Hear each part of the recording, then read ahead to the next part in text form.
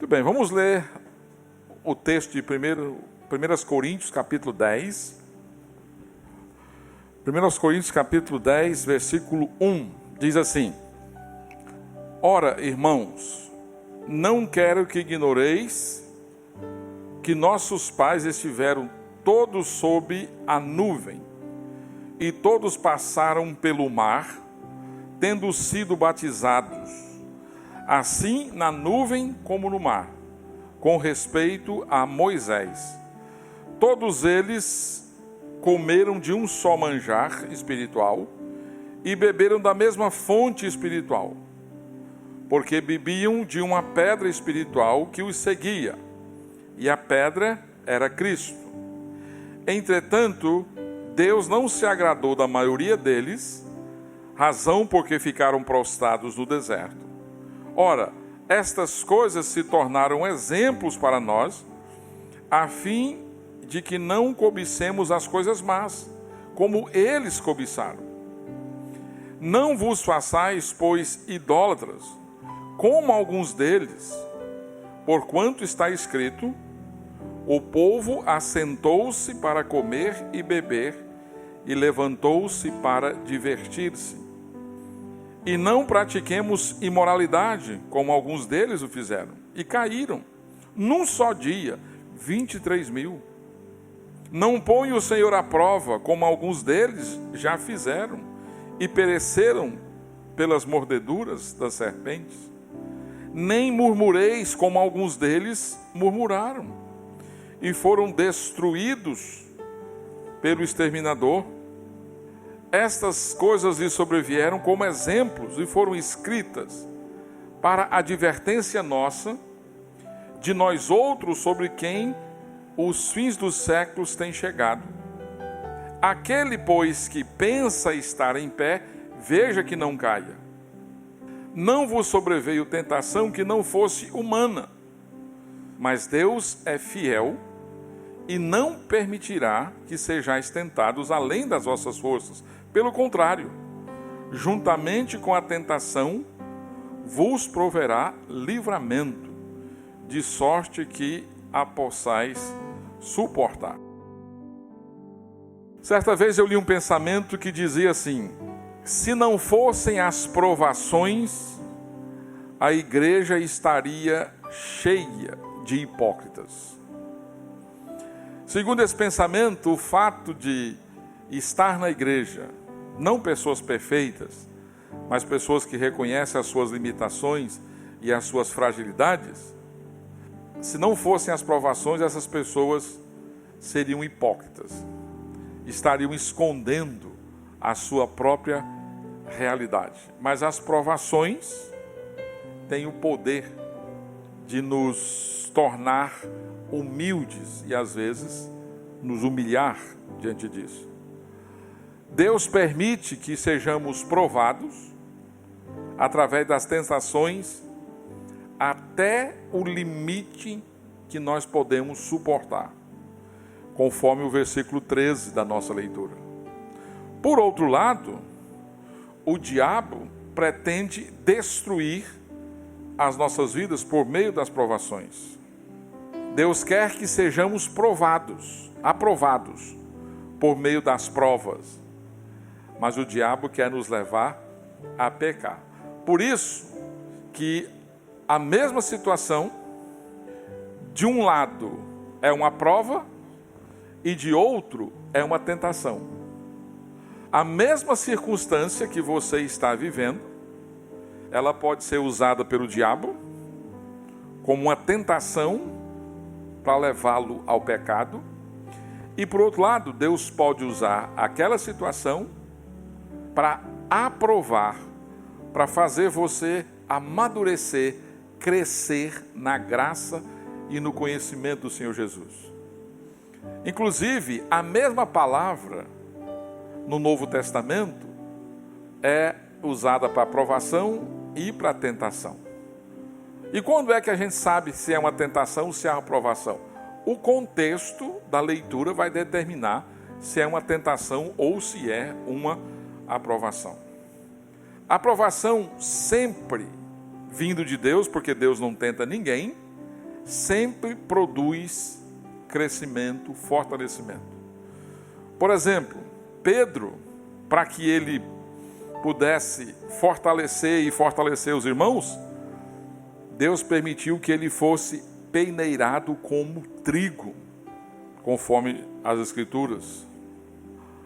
Agora, nesse versículo 13, que é muito importante para o nosso entendimento, nós somos informados que o Senhor é fiel e não vai permitir que você seja tentado, provado, além da força que você pode suportar. E vai sair dessa situação de forma triunfal. Definitivamente, as provações são inevitáveis. Não tem como você estar matriculado na escola do Senhor e não tenha que passar por provações.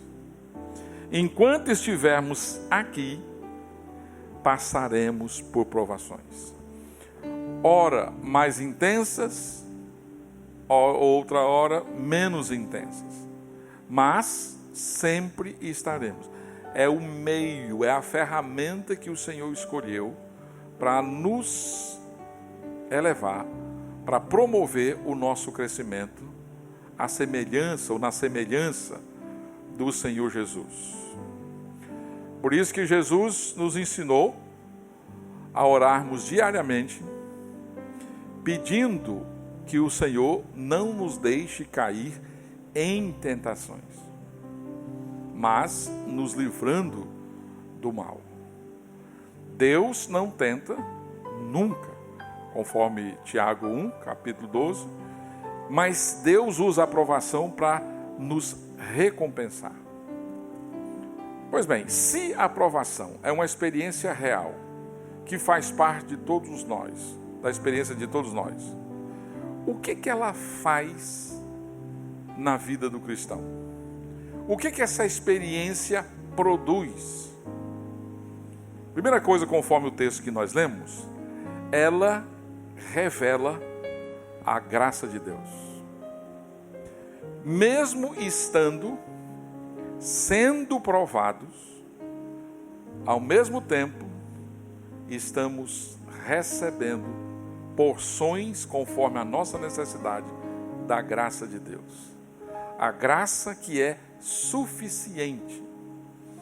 Então, ao mesmo tempo que por um lado você é apertado, por outro você é confortado. Porque a graça do Senhor vai se manifestando. Paulo, nesse texto que nós lemos, escrevendo para os Coríntios, ele traz o Velho Testamento, a experiência do povo judeu, saindo do Egito, indo em direção à terra prometida, para eles enxergarem como Deus trabalha nas nossas vidas hoje. E ele começa falando exatamente das provisões de Deus para o povo de Israel, na sua caminhada pelo deserto, rumo à terra prometida.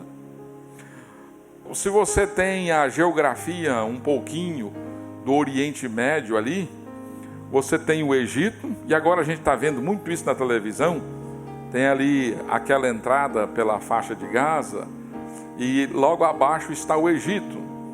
Então, aquela estrada existia nos tempos bíblicos, e ela era mais curta. No entanto, Deus os levou por outra estrada. Eles vão atravessar o Mar Vermelho e vão para o deserto. Daria em torno de 2 anos aquela viagem. Mas ela vai gastar 40 anos. E nesse período que o pessoal está atravessando, eles experimentaram várias manifestações da graça de Deus. Diz as Escrituras que durante o dia, quando eles estavam caminhando debaixo do sol escaldante, tinha uma nuvem providenciando sombra para que o povo pudesse caminhar. Eles tiveram logo no início um desafio. O Mar Vermelho, exército de Faraó, e diz as Escrituras que o Senhor providenciou, por meio de Moisés, a abertura do Mar Vermelho. E o povo atravessou. Eles foram batizados, conforme a linguagem que Paulo usa, pela nuvem durante o dia e durante a passagem deles pelo mar. Eles comeram de um só manjar espiritual, a provisão do maná. E Deus queria ensinar uma provisão diária, não podia guardar para o outro dia, exceto com relação ao sábado. Se a pessoa ficasse lá cheia de ambição e quisesse guardar, pegar um pouco mais do que precisava para outro dia, aquilo se transformava em bicho, larvas. Todo dia tinham que confiar na provisão de Deus. Graça do Senhor diariamente sendo manifestada na vida do povo. Tiveram problemas com água potável. Teve lugar que tinha água amarga. Deus fez jorrar água de uma pedra. E a primeira vez que eu li a Bíblia, eu achei que Deus tinha sido tão duro com Moisés, né? Que Moisés fica irado, que o povo reclamando, e ele bate na pedra, e a pedra dá água. E depois Deus diz: olha, você não vai entrar na terra prometida. Mas tão duro. Agora aqui, em 1 Coríntios, a gente sabe por quê. Porque Paulo diz que a pedra era Cristo, era um tipo de Cristo. E por isso Moisés deveria falar a pedra, não deveria bater. Mas era a provisão de água, Deus providenciando o povo, dando a eles de beber. Ou seja, mesmo sendo provados naquele caminho do deserto, Deus evitou um caminho mais curto, porque lá tem guerra, tem outras razões, mas também porque Deus queria prová-los. Mesmo estando num processo, a graça de Deus se fez presente. Ou seja, provação não significa a ausência de graça.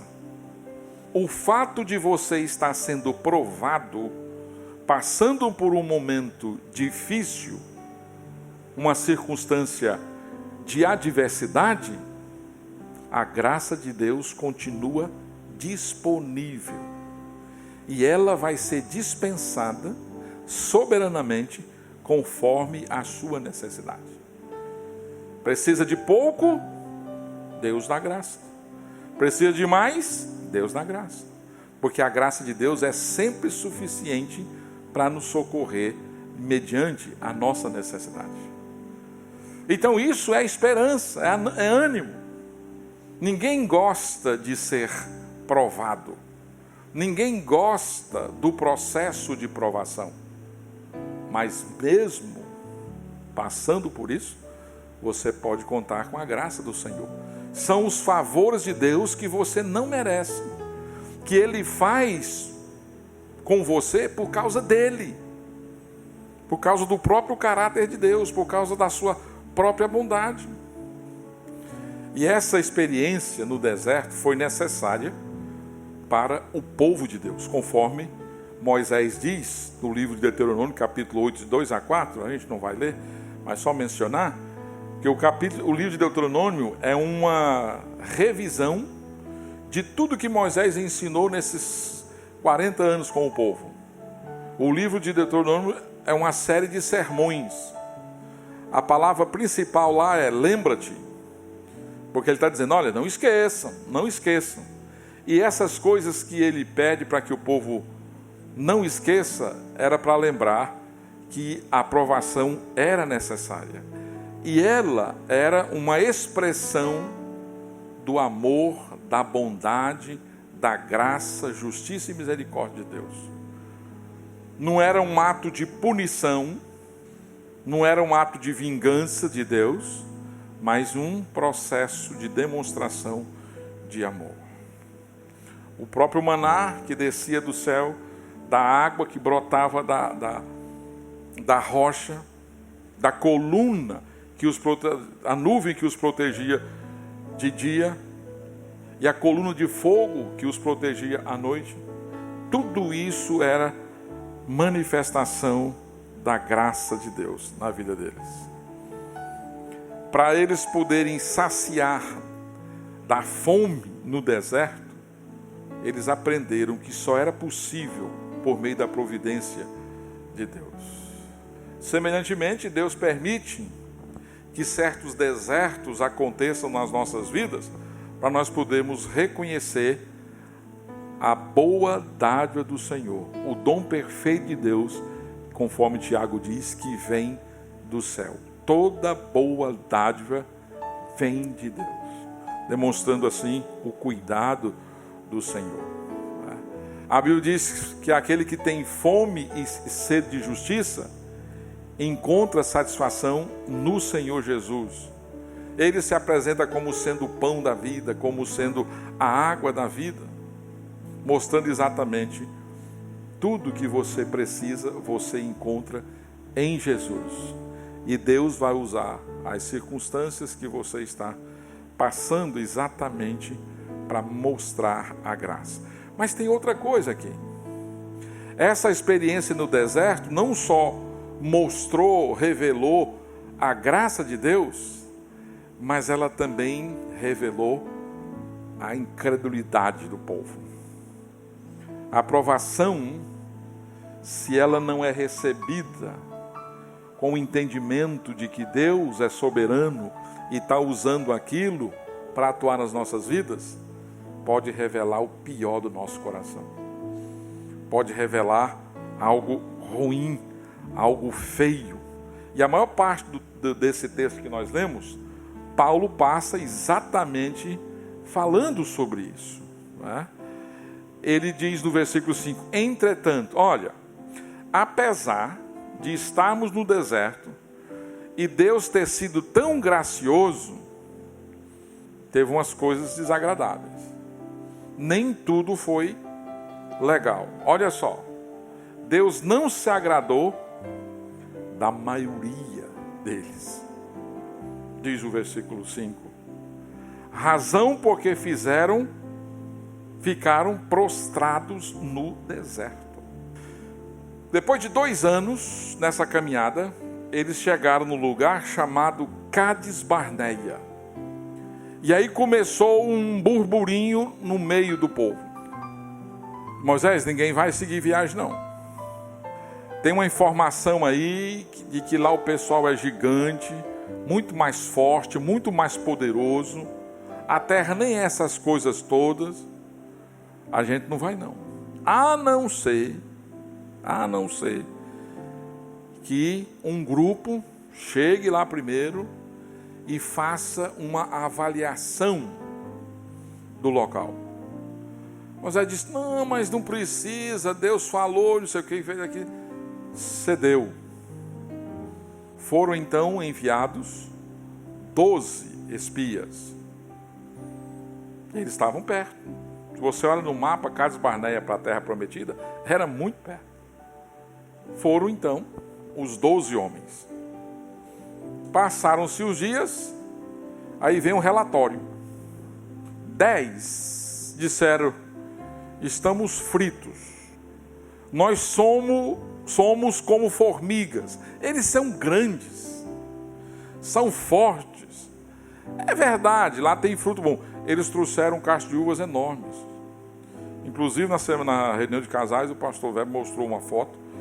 E nessa semana eu vi outras. Não sabia que tinha uma coisa daquele tamanho. Pensava que era força de expressão da linguagem. Trouxeram frutas, mas não dá não, o pessoal é gigante.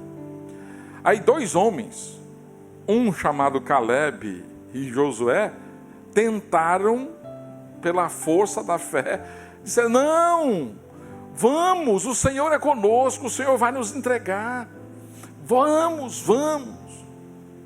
Mas eles foram vencidos. E Deus não se agradou daquilo. Diz que Deus ficou irado. E sabe o que Deus diz?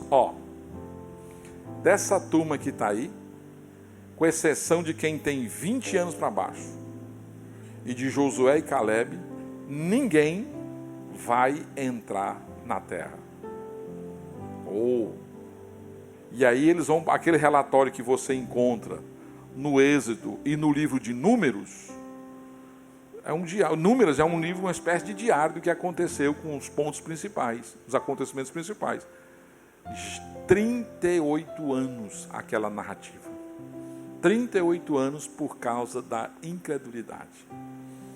A aprovação caindo num terreno duro, pedregoso, cheio de espinho, redunda em incredulidade. O pior das pessoas veio à tona. A incredulidade por conta daquela situação. Ou seja, mesmo as pessoas passando por todas aquelas bênçãos do Senhor, eles não foram capazes de responder de maneira positiva àquilo. E por conta disso ficaram prostrados no deserto. Eu não sei se acontece com você, mas sempre que eu estou lendo essas histórias, eu fico pensando assim, que povo duro, que povo incrédulo. E às vezes dando para mim a sensação de que se eu estivesse lá, era diferente. Não sei. Eu não pareço tanto com Josué e Caleb. Tá? Mas o fato de alguém ter sido abençoado toda a vida, não é garantia que ele vai permanecer fiel. Alguém diz assim, eu fui criado no Evangelho, mas hoje eu não estou mais. Aconteceram algumas coisas, eu fiquei decepcionado com a igreja, fiquei decepcionado com líderes, fiquei decepcionado com algumas pessoas, fiquei decepcionado com Deus, e hoje eu não estou mais caminhando na fé. Não foram capazes de suportar. Então, o fato de você ter vivido e experimentado as bênçãos de Deus, não é garantia que você vai vencer as próximas provas. Cada prova tem o seu desafio na sua vida, na sua caminhada. Provas do passado não dão garantia de vitórias no futuro. O cristianismo é vivido diariamente. Todo dia renovamos as verdades do Evangelho e nos comprometemos a andar com o Senhor, sabendo da nossa fragilidade e das possibilidades. Então o texto adverte quanto às consequências da rebeldia do povo e da incredulidade. O versículo 6 foi escrito para o nosso exemplo, mas no 11 também nos adverte, dizendo, quem está em pé que não caia, não pense aqui. Mas é dito de cobiça, idolatria, imoralidade, murmuração, tudo isso veio à tona, não é? Teve imoralidade, idolatria várias vezes, teve murmuração várias vezes, eles foram picados por serpentes numa ocasião, várias situações revelando a incredulidade e a rebeldia desse povo que veio à tona por meio da provação. Deus é amoroso, Deus é justo, sim, sempre. No entanto, a nossa rebeldia vai ser cobrada. Você tem um exemplo aqui do versículo 8. E não pratiquemos imoralidade, como alguns deles fizeram e caíram num só dia. 23 mil morreram, 23 mil pessoas num só dia em Israel. Quando eles estavam caminhando, Balaão foi contratado por um rei para amaldiçoar o povo. E ele não foi bem sucedido, porque quando ele amaldiçoava, o povo era abençoado. Ele disse, não dá certo. Balaão deu uma proposta. Idolatria misturada com imoralidade. E aí pegou o povo. 23 mil. Você já viu o nome de um homem chamado Finéias. Tinha numa tenda um homem e uma mulher, num ato de imoralidade, de um ato sexual como expressão de idolatria. e Finéias traspassa os dois com a lança. Lembra desse registro? Se eu fosse escrever a Bíblia, eu não ia contar essas histórias, né? Porque a gente tende a esconder, a gente gosta de maquiar as coisas. Por exemplo, quando fala da família, só tem gente boa. Os que se perderam aí nas ruas, a gente nem lembra. E quando alguém diz, e aquele parente? Não, mas é um primo longe. Ninguém quer. A gente quer sempre falar só das coisas boas. Essa história eu acho chocante, impactante.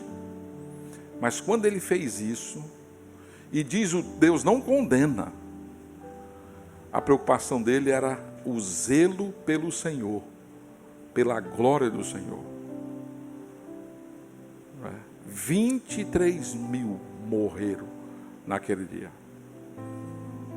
Incredulidade, idolatria, outras vezes, mesmo as pessoas vendo tudo aquilo que estava acontecendo. Provação revela o pior do nosso coração.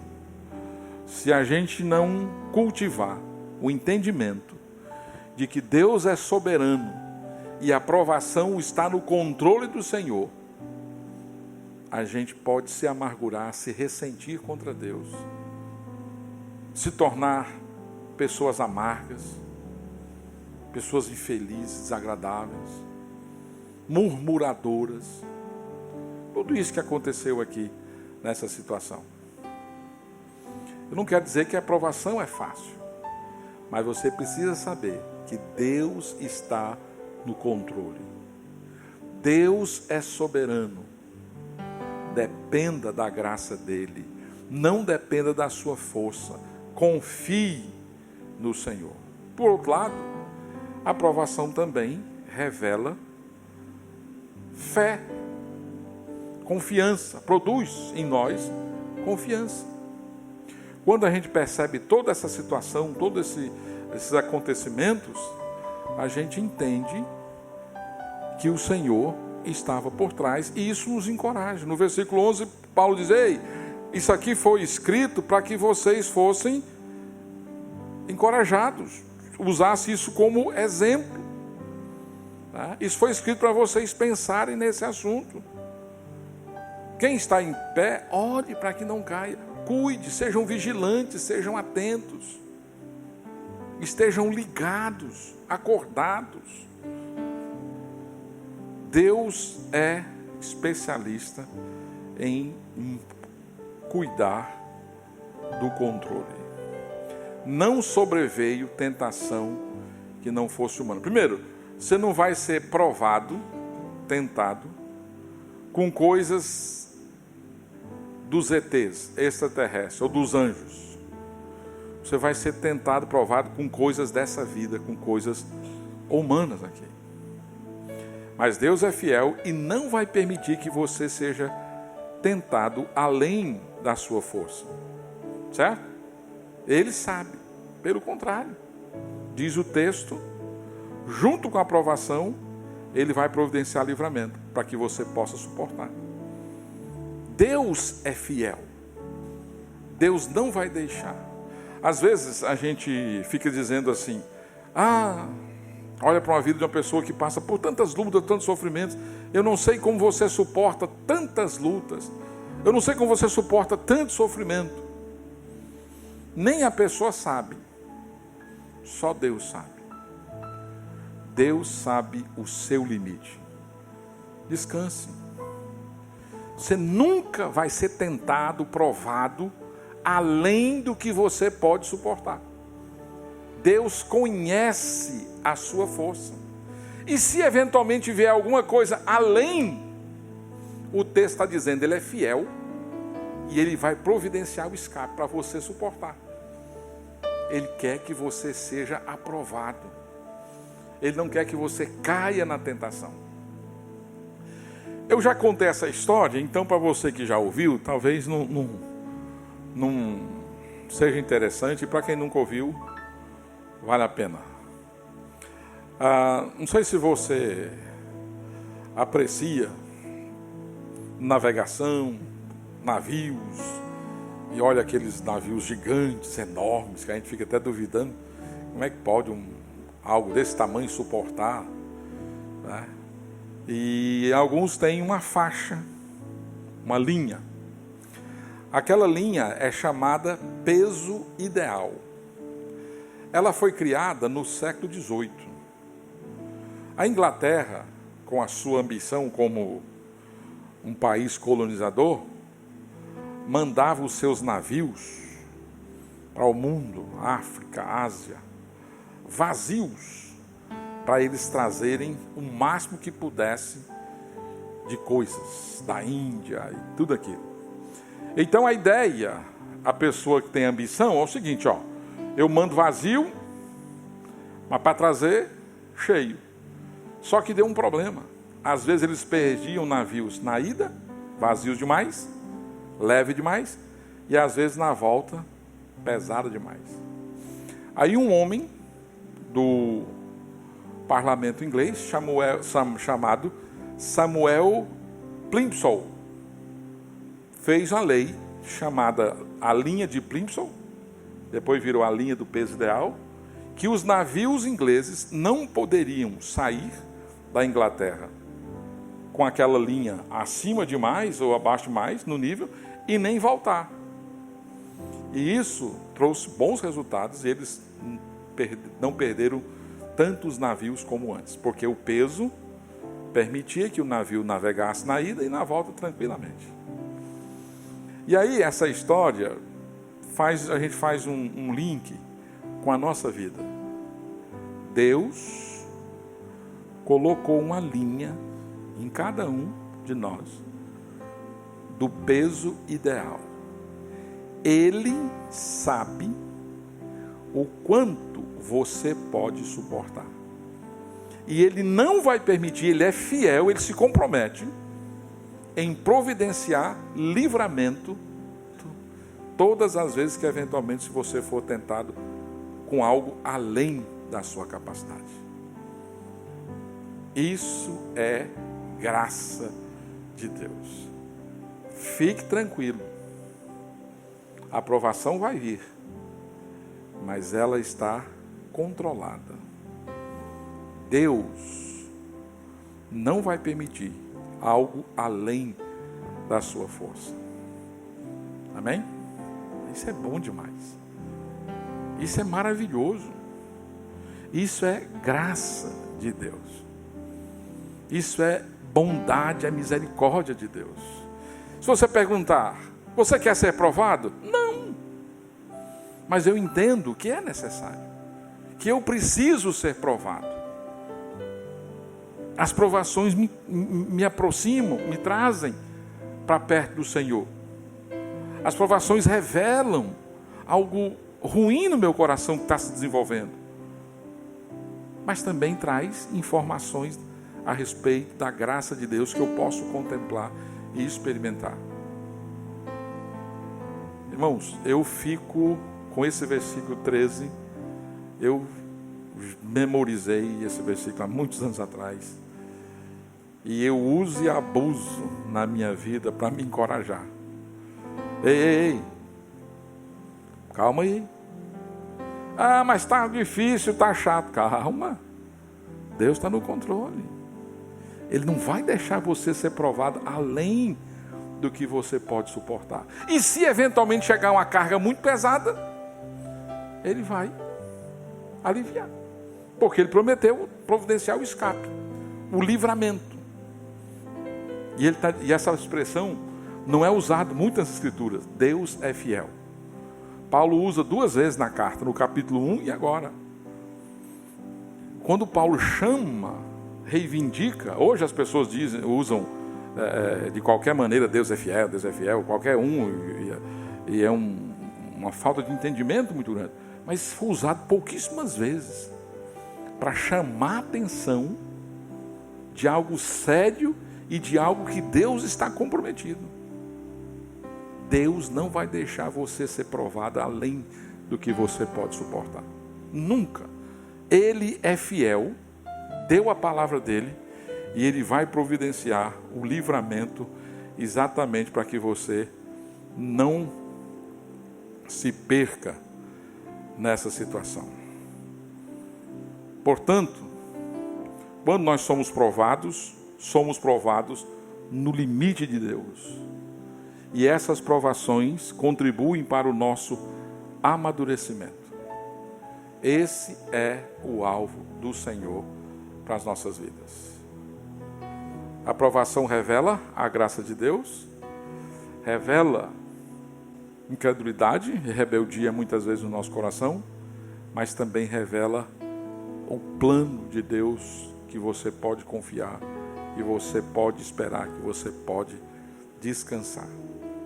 Que o Senhor, na sua graça, na sua soberania, nos encoraje, conforte o nosso coração na nossa caminhada, para que, quando a aprovação vier, nós não venhamos nos afundar com ela, mas graciosamente experimentar a direção do Senhor, porque Ele é fiel e não vai permitir que você seja provado além do que você pode suportar, sem que Ele providencie o livramento, para que você possa vencer a aprovação, reconhecendo o poder e a glória do Senhor.